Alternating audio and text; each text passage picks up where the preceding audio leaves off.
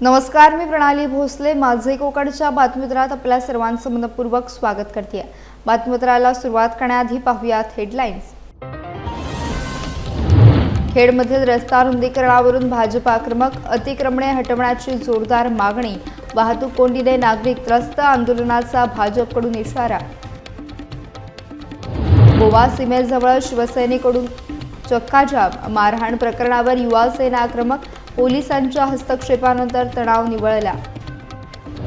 कणकवली बाजारपेठेत दुकानाला भीषण आग, महाडिक लेडीज टेलर्स जळून खाक, नागरिकांच्या मदतीने आग आटोक्यात. आणि रत्नागिरी शहरात पावसाळ्यापूर्वी नालेसफाई पूर्ण झाल्याच्या प्रशासनाच्या दाव्यांवर प्रश्नचिन्ह, अनेक ठिकाणी नाले तुंबलेल्या अवस्थेत, नगराध्यक्षांच्या पाहणीत उघड झाली वास्तव स्थिती. पाहुयात सविस्तर वृत्त. रत्नागिरी जिल्ह्यातील खेड तालुक्यात भरणे, साखरोली आणि वाकवली मार्गाच्या रुंदीकरणाच्या कामावरून आता राजकारण तापू लागलंय. रस्त्याच्या कामामध्ये अतिक्रमणे हटवली जात नसल्याचा आरोप करत खेड शहर भाजप आक्रमक झाली आहे. या मार्गाच्या रुंदीकरणासाठी तब्बल 138 कोटी रुपयांचा प्रकल्प मंजूर असून 103 कोटी रुपयांचा निविदा खर्च असल्याची माहिती समोर आली आहे. मात्र नगर परिषद हद्दीतील अतिक्रमणे कायम ठेवूनच रस्त्याचे काम सुरू असल्याने रस्त्याची रुंदी कमी होत असल्याचा आरोप भाजपकडून करण्यात आला. यामुळे शहरात दररोज सकाळच्या वेळी 2 ते 3 तास वाहतूक कोंडी होत असून नागरिकांना मोठा त्रास सहन करावा लागत असल्याचे भाजपने म्हटले आहे. काही ठराविक लोकांना फायदा व्हावा म्हणून डेव्हलपमेंट प्लॅननुसार रस्ता रुंद केला जात नसल्याचाही आरोप करण्यात आला.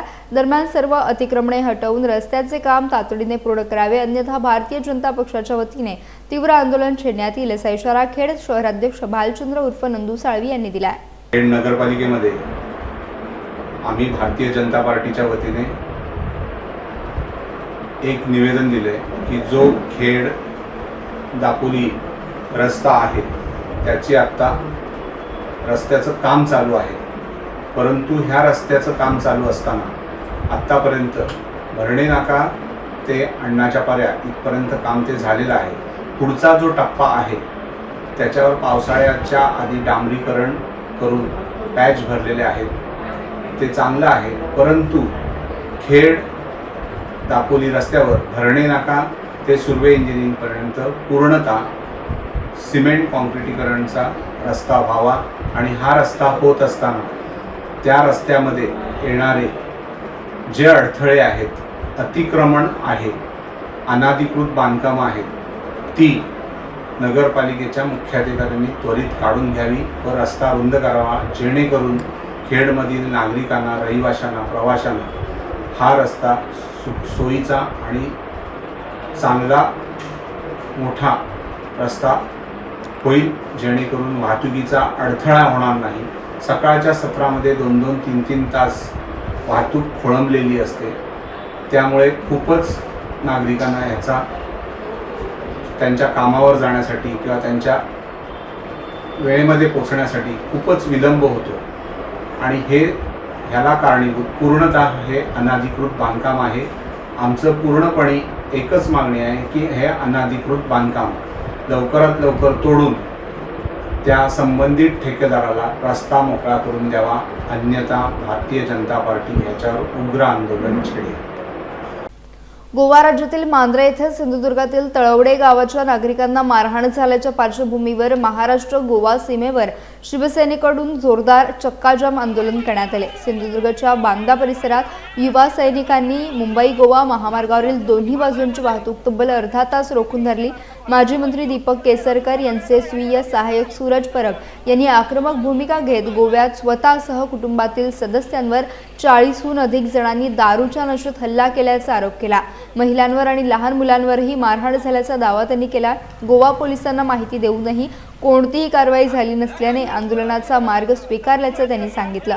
दरम्यान चक्काजाममुळे मुंबई गोवा महामार्गावर वाहनांच्या मोठ्या रांगा लागल्या. काही काळ तणावाचं वातावरण देखील निर्माण झालं होतं. बांदा पोलीस निरीक्षक पंकज शिंदे आणि पोलिसांनी घटनास्थळी धाव घेत हस्तक्षेप केल्यानंतर वाहतूक पुन्हा सुरळीत करण्यात आली. या प्रकरणी संबंधितांकडून अर्ज घेऊन पुढील कारवाई केली जाईल अशी माहिती पोलिसांकडून देण्यात आली आहे. आता या घटनेवर महाराष्ट्र आणि गोवा सरकार काय भूमिका घेणार याकडे सर्वांचं लक्ष लागलंय. मारहाण चालू केल्यावर आम्ही व्हिडिओ काढायला चालू केल्यावर 40 लोक जमून 4 भावांना आम्हाला सगळ्यांना माझ्या डोक्यात बाटली फेकून मारली.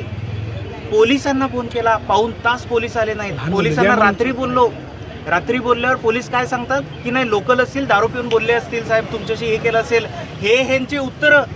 अरे ह्यांचं काय, हा मास टुरिझमवर चालता ना तुम्ही, आणि टुरिझमवर चालता आणि आम्हालाच तुम्ही टुरिस्ट, अरे आम्ही तर शेजारी आहे तुमचे, आम्ही पाणी देतो तुम्हाला आणि तुम्ही आम्हालाच हे करता. आणि तिथले सगळे लोक महिलांवर हात उचलले, लहान पोरांवर, 5 वर्षाची पोरगी.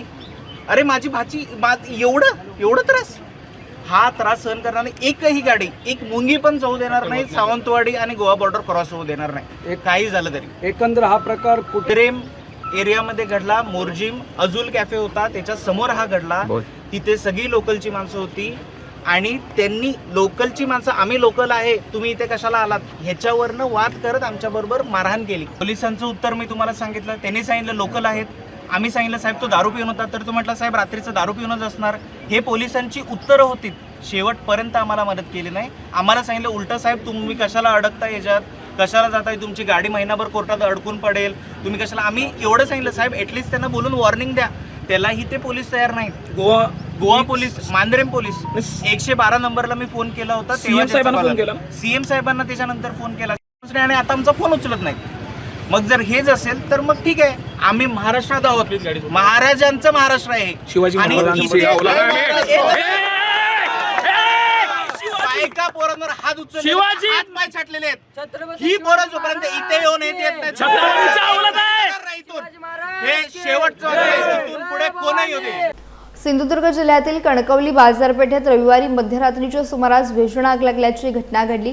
नगराध्यक्ष संदेश पारकर यांच्या घराशेजारी असलेल्या महाडिक लेडीज टेलर्स या दुकानाला अचानक आग लागल्याने परिसरात एकच खळबळ उडाली. आगीची माहिती मिळताच स्थानिक युवक आणि नागरिकांनी तातडीने घटनास्थळी धाव घेत आग विझवण्याचा प्रयत्न सुरू केला. धुराचे मोठमोठे लोट संपूर्ण इमारतीच्या छतापर्यंत पसरल्याने आजूबाजूच्या दुकानांमध्ये भीतीचं वातावरण निर्माण झालं होतं. दरम्यान नगरपंचायतच्या अग्निशमन बंब घटनास्थळी दाखल झाला. स्थानिकांच्या मदतीने आणि अग्निशमन दलाच्या प्रयत्नांमुळे आग नियंत्रणात आणण्यात यश आलं. नगराध्यक्ष संदेश पारकर यांनीही घटनास्थळी पोहोचून मदत कार्याचा आढावा घेतला. मे महिन्याच्या हंगामामुळे दुकानात मोठ्या प्रमाणात ड्रेस, साड्या, दप्तर, छत्र्या, रेनकोट आणि शिलाई मशीन्स ठेवण्यात आले होते. मात्र ही सर्व सामग्री आगीत जळून खाक झाली असून फर्निचर, वायरिंग आणि इंटिरियरचे देखील मोठे नुकसान झाले आहे. कणकवलीच्या बाजारपेठेमध्ये प्रसाद महाडिक यांच्या दुकानाला त्या ठिकाणी आग लागली आणि याबाबत तातडीने दखल ही इथल्या युवा वर्गाने घेतली आणि आग विझवण्याचा त्या ठिकाणी आटोकाट प्रयत्न केला. दरम्यान संपूर्ण नगर पंचायतीचं प्रशासन, अग्निशामक बंब हेही त्या ठिकाणी आणण्यात आले. त्यांनी सुद्धा पाणी मारून ही आग विझवण्याचा त्या ठिकाणी प्रयत्न केलेला. पण या सगळ्या प्रकारामध्ये फार मोठं नुकसान प्रसाद महाडिक या व्यापाराचं, व्यावसायिकाचं या निमित्तानं झालेलं आहे. आणि त्यांचा कपड्याचा व्यापार होता आणि फार मोठ्या प्रमाणात कपडे हे त्या दुकानामध्ये होते आणि ते पूर्ण जळून नष्ट झालेले आहेत, खाक झालेले आहेत. आणि संपूर्ण दुकानाची पण त्या निमित्तानं दुरावस्था झालेली आहे. तर ज्यावेळी आग विझवण्याचा प्रयत्न केला जातो त्यावेळी पाणी मारण्याचं काम केलं जातं, INT वस्तू वाचवण्याचा प्रयत्न केला जातो. आणि या सगळ्यामध्ये संपूर्ण दुकानाची जे दुकान बेचिराग झालेलं आहे, संपूर्ण फार मोठी मालमत्ता त्यांची व्यावसायिक मालमत्तेचं नुकसान या दुकानामुळे झालेलं आहे. खरं तर मी इथल्या तरुणांना किंवा नगरपंचायतच्या प्रशासनाला धन्यवाद देईन. योग्य वेळी हे सगळं प्रशासन त्या ठिकाणी आलं, तरुणाई या शहरातली आली आणि त्यांनी जीवावर उदार होऊन या ठिकाणी हा आग विझवण्याचा आटोकाट प्रयत्न केला आणि त्यामुळे फार मोठी हानी ही सुद्धा टळलेली आहे. रायगड जिल्ह्यातील पेण शहरात दुपारच्या सुमारास उभ्या असलेल्या कारवर अचानक झाड कोसळल्याची घटना घडली. या दुर्घटनेत कारचे मोठे नुकसान झाले असले तरी सुदैवानं कोणतीही जीवितहानी झाली नाही. पेण शहरातील HP पेट्रोल पंपाजवळील चायनीज सेंटर परिसरात मारुती सुझुकी वॅगनार कार उभी करण्यात आली होती. याच वेळी अचानक मोठे झाड कोसळून कारच्या पुढील आणि वरच्या भागाचे मोठे नुकसान झाले. घटनेनंतर परिसरात एकच गोंधळ उडाला. सुदैवानं चालक त्यावेळी गाडी बाहेर असल्याने मोठा अनर्थ टळला. घटनेची माहिती मिळताच पेण पोलीस ठाण्याचे पोलीस उपनिरीक्षक विक्रम नवरखेडे यांनी तातडीने घटनास्थळी धाव घेत नगरपालिका प्रशासन आणि अग्निशमन दलाला पाचारण केले. काही वेळातच झाड हटवून वाहतूक सुरळीत करण्यात आली. मात्र या घटनेमुळे वाहन मालकाचे मोठे आर्थिक नुकसान झाले आहे. मिर्या नागपूर महामार्गाचे काम करणाऱ्या रवी इन्फ्राबिल्ड कंपनी विरोधात आता वांद्री परिसरातील ग्रामस्थांनी गंभीर तक्रारी केल्यात. क्रशरसाठी खासगी जमिनीतून वाढीव रस्ता काढत गेल्या 3 वर्षांपासून काजू कलमांचे मोठ्या प्रमाणात नुकसान केल्याचा आरोप ग्रामस्थांनी केला आहे. ग्रामस्थांच्या म्हणण्यानुसार महामार्गाच्या कामासाठी अवजड वाहनांची सतत ये-जा सुरू असून त्यामुळे शेतजमिनी आणि काजू बागांचं मोठं नुकसान होत आहे. विशेषतः अनेक काजू कलमे उद्ध्वस्त झाल्याने शेतकऱ्यांचे आर्थिक नुकसान झाल्याचा दावा करण्यात आला आहे. यावेळी कंपनीकडून नुकसान भरपाई देण्याचे आश्वासन देण्यात आले होते, मात्र अद्याप प्रत्यक्षात कोणतीही भरपाई मिळालेली नसल्याचा आरोप ग्रामस्थांनी केला आहे. त्यामुळे परिसरातील नागरिकांमध्ये तीव्र नाराजी व्यक्त होती आहे. दरम्यान प्रशासनाने या प्रकरणाची तातडीने दखल घेऊन पंचनामे करावेत आणि बाधित शेतकऱ्यांना न्याय द्यावा अशी मागणी आता ग्रामस्थांकडून करण्यात येते. माझी स्वतःची वांद्रे गावात स्वतःची जागा आहे क्वारी. ती 2.5 वर्षासाठी मी रवी इन्फ्रा कंपनीला भाड्यावर दिली होती. तर त्या कंपनीने त्याच्यानंतर 2.5 वर्ष करार संपल्यानंतर त्यांनी माझ्या समंजसाने माझ्याकडनं पुढे माल काढला आणि त्याचे पैसे अजून मला ते देणे आहेत. आणि त्याच्यानंतर त्यांनी ती माझ्या इथे माती टाकलेली आहे. ती माती जवळजवळ 1 लाख क्युबिक मीटर आहे. ती पण माती उचलून नेतो करतात आणि अजूनपर्यंत नेलेली नाही. त्याच्यामुळे मला भरपूर त्रास होत आहे. माझं काम पुढे चालत नाही आहे. आणि आता त्यांनी स्वतःचा तिथे क्रेशर लावला होता, तर तो पण खोलून नेत आहेत. आणि माझे पैसे जे बुडवलेले आहेत, ह्या जागेची पूर्णपणे रॉयल्टी भरलेली नाही आहे. तेव्हा वरिष्ठ अधिकाऱ्यांनी, सरकारी अधिकाऱ्यांनी त्याच्याकडे लक्ष देऊन रॉयल्टी पूर्णपणे भरून घ्यावी आणि माझे जे पैसे येणे आहेत ते पण देण्याचे सहकार्य करावे. एवढंच आपलं हे आहे. सरकारी अधिकारी त्यांना मदत सरकारी अधिकाऱ्यांना हाताशी धरून ते हे करत आहेत. रत्नागिरी शहरात पावसाळ्यापूर्वी नालेसफाई पूर्ण झाल्याच्या प्रशासनाच्या दाव्यावर आता प्रश्नचिन्ह निर्माण झालाय. नगरपालिकेच्या आरोग्य विभागाने तब्बल 90% नालेसफाई पूर्ण झाल्याचे सांगितले असतानाच नगराध्यक्षांच्या प्रत्यक्ष पाहणीत अनेक भागातील नाले तुंबलेल्या अवस्थेत आढळून आले. नगराध्यक्ष शिल्पा सुर्वे, उपनगराध्यक्ष समीर तिवरेकर, आरोग्य सभापती नागवेकर आणि बांधकाम सभापती बंटी कीर यांनी शहरातील विविध भागांची पाहणी केली. प्रमोद महाजन क्रीडा संकुल परिसर, पेठ किल्ला आणि इतर ठिकाणी नाल्यांमध्ये मोठ्या प्रमाणात प्लास्टिक, कचरा आणि घाण साचल्याचे निदर्शनास आले. या प्रकरणामुळे संतप्त झालेल्या नगराध्यक्षांनी संबंधित अधिकारी आणि कर्मचाऱ्यांना चांगलेच फैलावर घेतले. जनतेची दिशाभूल खपवून घेतली जाणार नाही, कामात हलगर्जीपणा आढळल्यास कठोर कारवाई केली जाईल असा इशारा देखील त्यांनी दिला. दरम्यान पुढील 15 दिवसात सर्व नाले पूर्णपणे स्वच्छ करण्याचे आदेश प्रशासनाला देण्यात आले असून अतिरिक्त JCB आणि आवश्यक यंत्रसामुग्री उपलब्ध करून देण्याचा निर्णय देखील घेण्यात आला आहे. रत्नागिरीतील प्रस्तावित रिफायनरी प्रकल्प, अणुऊर्जा प्रकल्प आणि वाढती महागाई या मुद्द्यांवर चिपळूणमध्ये आयोजित पत्रकार परिषदेत आमदार प्रमोद जठार यांनी प्रतिक्रिया दिली. एकीकडे विकास कामांवर सरकारचा भर असल्याचं सांगताना दुसरीकडे वाढत्या महागाईच्या प्रश्नावर त्यांनी गोलमोल उत्तरे देत चर्चा रंगवली. यावेळी रिफायनरी प्रकल्पासंदर्भातील प्रश्नांवर देखील त्यांनी सरकारची भूमिका स्पष्ट करण्याचा प्रयत्न केला. तसेच विकास प्रकल्पांमुळे रोजगार आणि पायाभूत सुविधा वाढतील असा दावा त्यांनी केला आहे. माझं असं म्हणणं आहे, बघा मी काय माझं मोठेपण सरकारचं सांगत नाही, पण जगातल्या अनेक देशामध्ये लॉकडाऊन होण्याची परिस्थिती आली. प्रचंड महागाई वाढलेली आहे. लोक 4-4 दिवसाचा आठवडा केला आहे. अनेक देशांचे कंबरडे मोडले. एवढं असून सुद्धा आपला देश, मोदी साहेब आणि त्यांची सगळी मंडळी कंट्रोलमध्ये ठेवण्याचा प्रयत्न करत आहेत. बाबा हे काय मॅनमेड आपण केलेलं संकट नाही, हे ओढवलेलं आहे ह्या इतर देशांच्या वादातनं. बरोबर आहे. म्हणजे आता या विषयात मी बोलू नये, पण पुन्हा सतीशराव ते पहिले काय म्हणतात, पहिल्या पानावर पुन्हा आणायला लावता. जर रिफायनरी झाली असती तर इथे लाखो सिलेंडर गॅसचे इथेच भरले गेले असते. 2 लाख पोरांना रोजगाराचा प्रश्न इथेच मिळाला असता. 2017ला आणला आपण. मला सांगा, आम्ही रोजगारावर बोलायचं, सगळ्या गोष्टीवर बोलायचं, आणायचं आणि कोणीतरी संघर्षासाठी उभा राहणार आणि तो कुठल्या तरी NGOच्या माध्यमातून पैसे घेणार आणि तो त्याच्या घरातली सिलेंडर भरणार. माझ्या 2 लाख पोरं रत्नागिरीतली, सिंधुदुर्गात 2100 गाव आहेत. माझा जीव तुटतोय की या 2100 गावातल्या 2 लाख पोरांना रोजगार मिळाला असता तर ते गावात टिकले असते. घरं 80% पुन्हा उघडली असती. गावातल्या शाळेत पोरं दिसली असती. मास्तर राहिले असते. तुमची इकॉनॉमी सुधार. मी इकॉनॉमिक्सचा स्टुडंट आहे बाळा. शाळेत गेलो नाही म्हणून आमदार नाही झालो आहे. केंद्रातील मोदी सरकारला सत्तेत येऊन 12 वर्षे पूर्ण झाल्याच्या निमित्ताने देशभर विविध उपक्रमांचे आयोजन करण्यात येत आहे. चिपळूणमध्ये आयोजित पत्रकार परिषदेत विधान परिषद आमदार प्रमोद जठार यांनी सरकारच्या कामगिरीचा आढावा घेत एक पेड माँ के नाम हा उपक्रम चिपळूणमध्ये राबवण्यात येणार असल्याची माहिती दिली. 26 मे 2014 माननीय मोदीजींनी शपथ घेतली. या गोष्टीला उद्या बरोबर 12 वर्ष पूर्ण होते. म्हणजे साधारणतः एक तप मोदीजींच्या राज्यारोहणाला भारतीय जनता पक्ष आणि NDAच्या सरकारला पूर्ण होत आहे. त्यानिमित्ताने मी आपल्या माध्यमातून भारतीय जनता पक्षाचे कार्यकर्ते आणि जनतेपर्यंत काही गोष्टी शेअर करू इच्छितो. 26 मे ते 21 जून साधारणतः हा एक मास, एक महिना हा आम्ही तपपूर्ती मास म्हणून भारतीय जनता पक्ष संपूर्ण देशभर हा उत्साहाने साजरा करणार. आता ह्या संपूर्ण मासामध्ये विविध कार्यक्रमाच्या माध्यमातून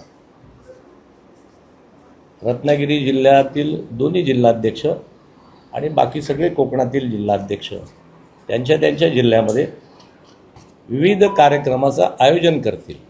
छत्रपती शिवाजी महाराजांच्या शौर्य पराक्रम आणि जीवन कार्यावर आधारित शिवराज भूषण हे भव्य महानाट्य आता चिपळूणकरांच्या भेटीला येत आहे.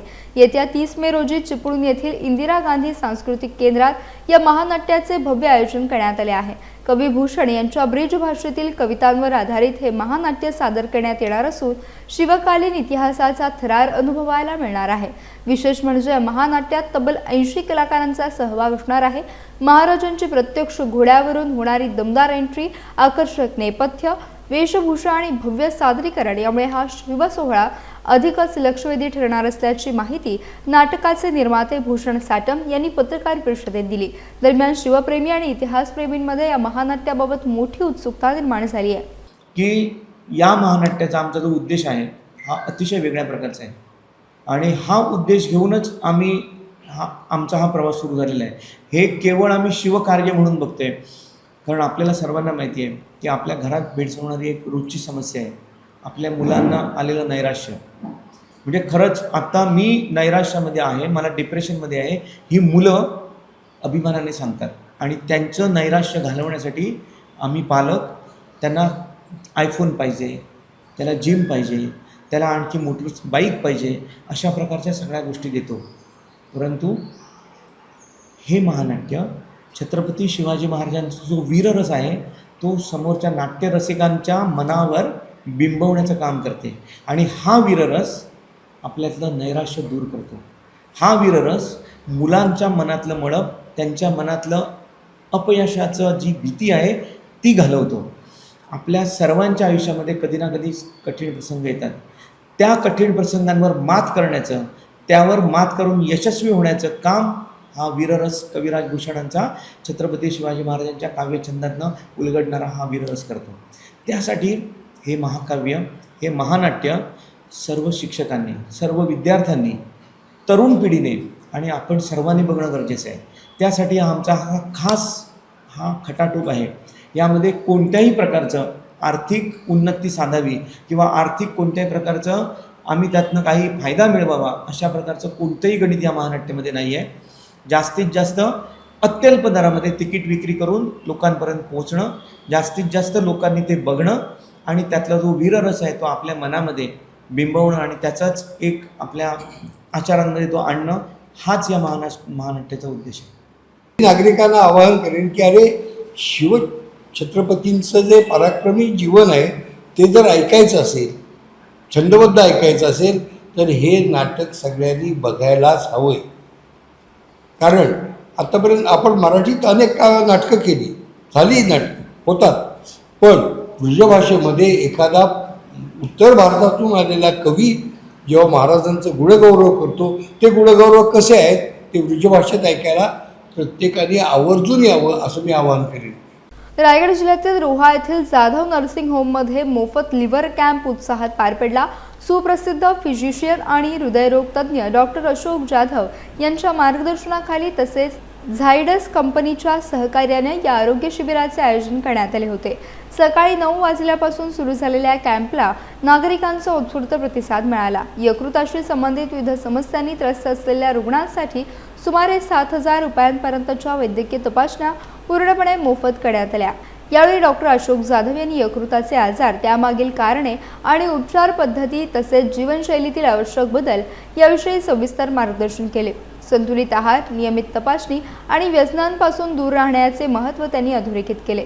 दरम्यान भविष्यातही विविध आजारांवर मोफत आरोग्य शिबिरे आयोजित करण्यात येणार असल्याची माहिती आयोजकांकडून देण्यात आली। या उपक्रमाबद्दल नागरिकांनी जाधव नर्सिंग होमचे कौतुक केले। आम्ही एक लिव्हरसाठी कॅम्प आयोजित केला की ज्याच्यामध्ये आपण लिव्हरचं जे आरोग्य आहे ते सध्याच्या स्थितीला कसं आहे, त्याच्यामध्ये तुमच्या लिव्हरला झालेल्या फॅटमुळे किंवा याच्यामुळे कितीपर्यंत इंजुरी झाली आहे, त्याच्यामध्ये भविष्यामध्ये त्याचं जे काही आरोग्य आहे ते जर खराब होत असेल तर त्याला आपल्याला फायब्रोस्कॅन या मशीनवर हे कळते की त्याचं जे आरोग्य आहे ते आताच्या स्थितीला कसं आहे आणि आपण आता काय काळजी घ्यायला पाहिजे। तर याचा फायदा आपल्या लोकांना मिळावा, कारण या प्रकारची जी तपासणी आहे ते या लहान शहरामध्ये कुठे होत नाही। आपल्या बाजूला मुंबईमध्ये या प्रकारच्या तपासण्या होतात ज्या ठिकाणी 3,000पासून 7,000पर्यंत त्या गोष्टीकरता पैसे आकारले जातात।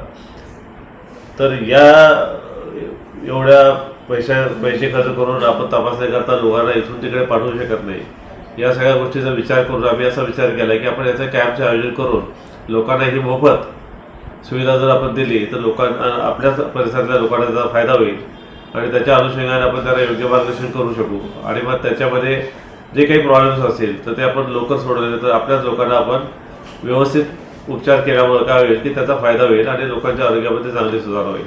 यासह बातमीपत्रात वेळ झाली इथेच थांबण्याची। भेटूयात नवीन बातमीपत्रासह।